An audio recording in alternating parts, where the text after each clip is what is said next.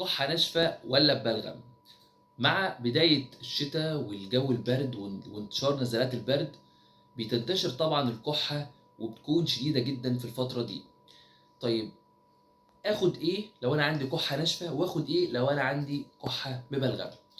الكحة الناشفة لو جاية لوحدها بس ممكن نستخدم دواء اسمه توسي ستوب، او ممكن نستخدم نوتوسيل شراب، او ممكن نستخدم سيرينول شراب. دي كلها مواد كويسه جدا بتشتغل على مركز السعال اللي في المخ.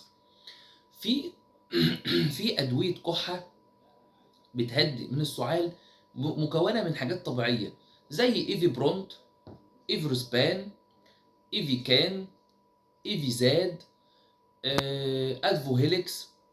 كل الكلام ده مكونه من حاجات اللي هي زي الاوراق، مثلا خلاصه اوراق اللبلاب او خلاصه اوراق التليو، جوافه، كلها منتجات طبيعيه بتهدئ من السعال. ده في حاله لو انا عندي كحه بس بدون حراره وبدون تشحيره او تزييقه في الصدر.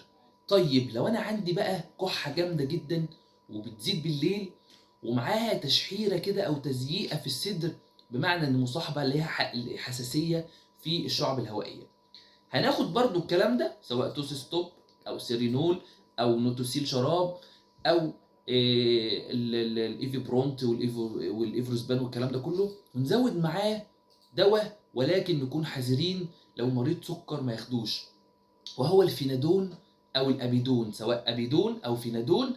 ده او ده هنزوده مع الادويه بتاعت مهدئه السعال، لكن لو مريض سكر اوعى تاخده. لو مريض عندك مناعتك ضعيفه اوعى تاخده.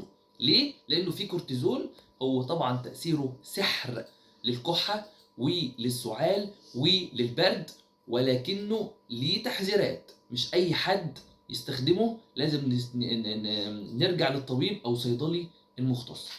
طب لو افترضنا ان في بقى سخونيه، في حراره مع الكحه مع التزييق او التشهيره اللي في الصدر او وجع اللي في الصدر، هنزود طبعا خافض حراره زي الباراستامول، ما ليكن دوليبران بفضله لانه 1 جرام، ناخد قرص كل 8 ساعات مع مضاد حيوي بيشتغل كويس على الموضوع ده، وهو الليفوفلوكساسين. ماده الليفوفلوكساسين موجوده في حاجه اسمها تارجو، وموجوده في التفازين 750 قرص كل يوم لمده 5 ايام. دي لو الكحه بنشفه ولو كانت بدون حراره او مع حراره. طيب لو الكحه ببلغم وفي ضيق في التنفس، يبقى هندي ايه؟ ندي حاجه زي اولفنت، ناخد حاجه زي اولفنت شراب، اولفنت شراب الكحه ببلغم، او توسكان شراب لو الكحه دي مفيش فيها ضيق في التنفس بس كحه معاها برد، ناخد توسكان شراب. طيب انت دلوقتي قلت لي، او طبعا اوبليكس المشهور، اوبليكس المعلقه اللي عليه المعلقه، اوبليكس، توسكان، اولفنت.